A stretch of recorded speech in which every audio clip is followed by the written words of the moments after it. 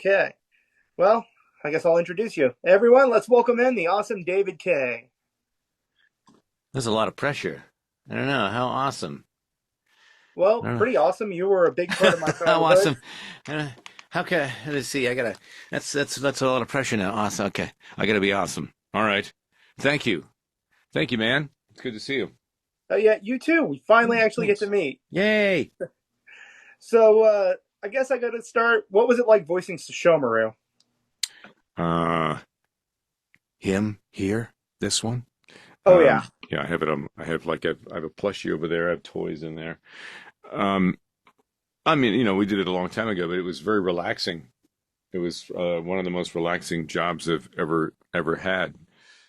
so, so it was to the point where when I was still living in Canada, and it was the ocean dub, as you know, and they used to bring in an easy chair and a low level lamp, and sort of it became a joke where I could say, shut up, Jock, and my evil twin brother. It was just very relaxing, but I love the character because he's a badass, but he's quiet about it. There's a storm brewing inside him. I always thought, just waiting to, we sometimes when he brings out the sword and he fights, we see we see evidence of that.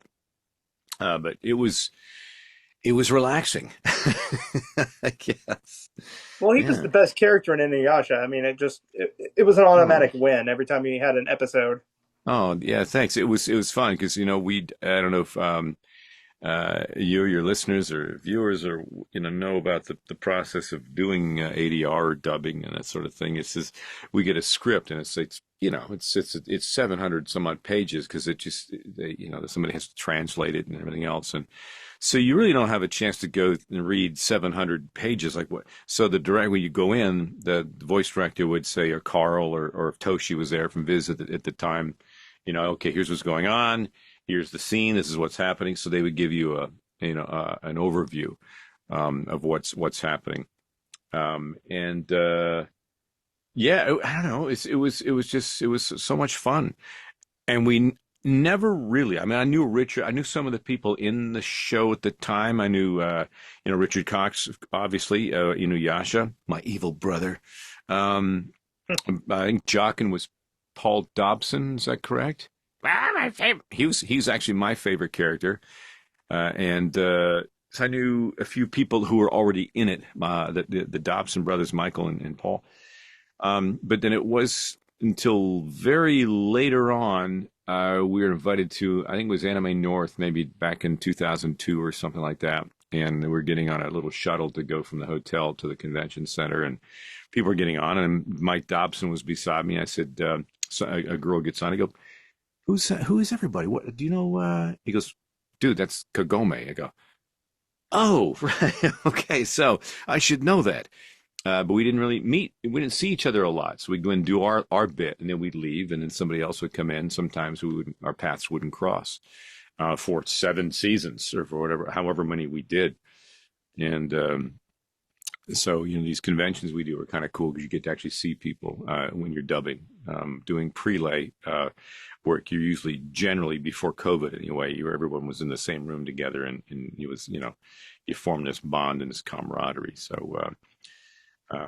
One of the differences, but that's sort of how it worked, and I'm not sure if I answered any of the question. So let me know. You're doing great. Don't worry. Thank you. Oh, thanks. Is there any particular lines that were your favorites of his, or? Well, I always like "Shut Up, Jockin" because there's this thing, but there's other ones. God, what is some of the? It was I wrote a bunch of them down and had a bunch on the weekend. I was up in Toronto, Canada, and we are doing a fan expo there, and there's some great lines that I had forgot. Um, and was that I need a boat. I need a boat. There was a couple of lines like that were kind of fun. Um, I always like the stuff between him and his brother, between him and Inuyasha, half demon brother. Uh, I'm not a big fan of fight scenes in a lot of things because there's a lot of like ooh ha, it's like, but I always really enjoyed them in Inuyasha as Sesshomaru because you get a chance to see what he can do. You know what I mean? Which is kind of fun for me to watch the animation on screen before I go, oh, okay, so he's very good.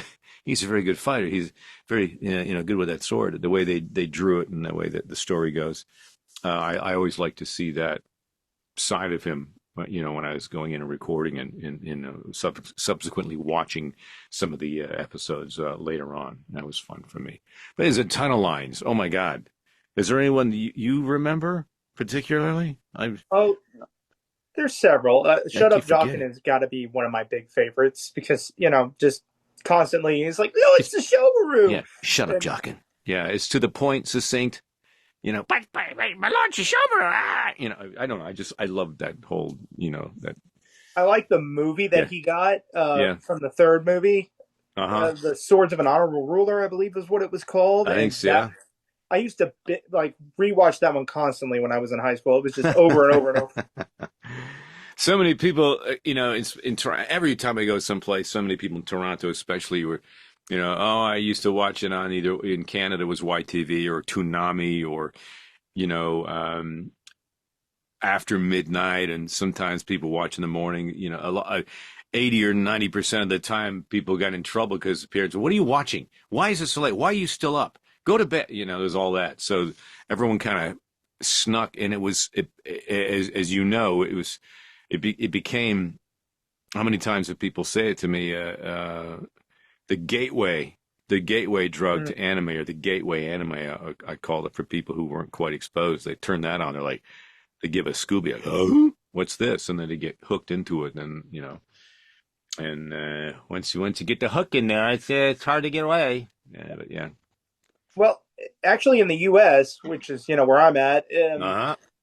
which I think you're there too. I know, So yeah. Ventura County, California. Been here for a long yeah, time. Yeah. it aired on Adult Swim. That's right. So Adult Swim. Adult Swim, Toonami, and then Canada was YTV, and et cetera, et cetera. Yeah. which I have a Yeah. funny story about when I was watching it. I'm hearing all this language in it, and my mom happened to walk by and says, "You're watching some kind of South Park shit, aren't you?" Yeah. So, yeah, yeah. I know. It's like, no, no, no, it's for kids, I swear. And then it shows like glimpses of nudity, and she's like, "Yeah, yeah, this is really for kids." Yeah, I know. It does. It did kind of enter the some of that realm. I'm amazed. Like when I did a con in Riverside, Riverside Anime. It was a few months ago now. Oh gosh, time goes so fast. Down in Riverside, California, and there was a big display outside of all the cars, done up in favorite anime characters. And there was a Sesshomaru car, and it just blew me away how amazing that was. And it was their hobby, and those girls actually come in and actually gave me this as a gift. Oh, that's sweet. I mean, this is like the today's Furby, or today's Tamagotchi, or today, Beanie Baby. These are the what are they called again? What are they called? What is it again? These I don't things. say I have no. The monsters. What you don't know what these? What are they called? Oh, come on! I'm gonna. They're the things. They're the big popular thing. Anyway, they gave me that, and they had the Sesshomaru car, and I always thanked her for that. That's pretty cool. Yeah. Well, I've got to say that one character I really like that you voiced is Raccoon from Dragon Ball Z. Rhymes of Doom. You'll be seeing me all too soon. Yeah, he got the crap beat out of him. And I remember finally almost losing my voice once until I learned how to properly do that. It was a long time ago. I went, oh, I shouldn't probably do that. Um, but yeah, that was another one of those, him tiptoeing, or the dance they used to do was kind of, I go, what's going on there? Tell me. But yeah, that character still gets a lot of love, man. Well, it's not that I don't like Chris Sabat's version of it, but he makes him sound like a brainless brute, while your version gives him more of like kind of distinguished voice, I guess. I don't know. I did whatever I did. Uh, I always tell people, and don't forget, people like this or don't like that. It's like, I was honored. I was given the honor of inhabiting the character for a certain amount of time. We don't own them. No one owns these characters. They're not exclusive to you. You're lucky enough to be able to inhabit this character and and enjoy the ride. So I just sort of did what I thought this character did. So I really didn't know. Honestly, let's lay it all out there. I still really don't know what I'm doing, and I've been in the business for a long time. There, I said it. And I do, but you know what I mean. It's all really just your interpretation of it. You look at the character and you go, okay, well, I'll try this, and I think that was. I can't remember if I auditioned for that role or they said, "Here, try this." And they gave. There was a couple times during early on in my career where I auditioned for Sesshomaru, and I auditioned for other like shows like Maison et Kuko. It's a Ghost in the Shell. The one when we did it there at Ocean. I think I auditioned for about two, and I got some of them though. They said, "Can you do this role?" I mean, Son Tendo. I auditioned for. I think that was kind of the first one, Ranma one. I think it was the first one that I went, what's anime? Like a lot of people are like, well, what is this? And then I realized, oh, there's a whole manga thing, which I was a big fan of comic books, and that kind of got me interested in it that way because I wasn't really aware of it per se when I started doing it, and that's what happened at Ron. I go, so what is this? Where is this? What are we doing? How's it? And and the whole world kind of opened up. And oh, okay. It's huge now. It's massive. There's whole neighborhoods in Tokyo dedicated, multiple floor, storied buildings dedicated to anime and toys, and it's really quite something. Really cool. It's funny you mentioned Soon Tendo because that's my Yeah. favorite role of yours in general. Really? Yes, Really? he Ah. is the funniest character in the show. Nabiki, Hakani, I've waited for this day. He's always crying. You okay But there? Yeah. speaking of which, I don't know if you remember this though. Recognize the signature? Let me see. Oh my God, yeah, I do. That Yeah, looks like I mine. sent you that years ago, like nine Holy or 10 years smokes. ago. That's a collector's item, that one. Oh my Oh God. yeah, That's I cool. sent you that in another case years ago. I mean, it was like 9 or 10 years ago. Wow. I don't know if you remember ever signing it for me, but I was like, oh my god, I got to get him to sign my Rama 1/2 case. And my friend's like, well, what about Gundam Wing case? I'm like, oh no, it's got to be Rama 1/2. That's the best role. That's hilarious. Yeah. Gathering Robert O is no longer with us. A couple of people back in the day. Yeah, no, that was fun, man. It was just he was a very dramatic character, as you know. There, Yeah, there's something special about that dub to Rama 1/2 versus the new dub. The new dub is a little too. I can't find the word for it. A little too flashy and a little too mainstream. I don't know. The characters seem to have more heart in the original version. oh, that's interesting. Yeah, I haven't seen the new. I know the first season has dropped. I know that. And I don't know if anybody knows, or did there's a little Easter egg in the I think the first episode where Son Tendo was introduced. My role as a narrator is sort of an older, wizened Ranma who is telling the story as an older telling the story, and so that was my sort of role as the narrator to do that. But there was the first time you see Son Tendo, there's a mailman delivering the mail. Ever see the first episode? And I watched the first episode, yeah, yeah, and I did so recognize you. there was I actually did my Son Tendo voice as the mailman giving the mail to the new Son Tendo. which, That'd be kind of fun. in a way, it's like passing the torch. Yeah, exactly. It was a little, we did that in the session. So Ken, I said, what about? And they said, oh yeah, that'd be fun. Yeah, So we did that. You have some mail, sir. Some mail. I don't know what I did, but Well, yeah. see, to me, the original dub just honestly had a better voice cast to me. I don't know why. It was just something that seemed more realistic, I guess I Yeah. could say. I know. I mean, it's what you're comfortable with, what you grew up with, right? I mean, when I was watching the Flintstones when I was a kid, and then changed the voice of Barney, I went, "That's not Barney." wait a minute, Mel, that's not Mel Blanc. yeah, that's not how. So it's what you grow up with, and when sometimes as we get older and we listen to that, if it is like a new or reversion, it's like, well, that's not how it was. So, um, but at the end of the day, it's kind of cool that it's still reverberates. It's still around. They're redoing more, and it just goes to show you that the fandom is increasing. And it's not. I always thought, maybe I'd age out, or maybe it's no, no, no.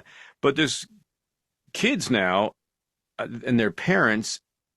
And it was funny because a middle-aged woman came up to my table in Toronto, and she said, "Oh, my mother is a big fan." Your mother? Well, and so I I got her to call her on the phone, and we talked, and so it's because of streaming and all that stuff that you can now see the original ones, um, and and you start binging those, and so I'm getting like little kids to senior citizens because it's out there, it's streaming, which is kind of cool. They're going to have their favorites and that stuff. So it's just such a huge. I keep thinking, and this is going to slow down, or we're going to, the convention. It's just busier as ever. The 150,000 people went through Toronto over this past weekend. It was insane. So it's awesome that it's all the different characters and different shows that are going on. It's wonderful. It's a good way to escape. Correct me if I'm wrong. It's great escapism. Digging into these shows and these characters. It's pretty cool. Well, I got to ask about another character because my friend Yep. has been bugging me to ask about it. Transformers. Ah, yes. Oh, hi. Look at there he is. Oh The yeah. regular Megatron MP-43. Yeah. Um, that's another one that's kind of that kicked the old career into high gear, unbeknownst to me. Look at the Derek Wyatt, the late great Derek Wyatt designed this, and he gave this to me. It's a Toxitron. Very few of these available or around at the BotCon, or no, TFCon, one of the cons, a long time ago in Pasadena. Yeah, I love that character. But yeah, that's another world. It's just like it's wild, man. It just keeps on going. All the different iterations are coming out. There's newer ones all the time, and what a thrill to be involved in that. It's still, again, you're getting little kids. And when did we this started airing in 94, 95 or something? Oh, been And so long.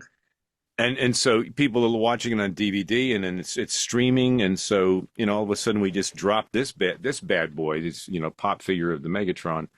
I was, of course, the first online to go boom sold, because that's pretty neat to have a pop Megatron from Beast Wars.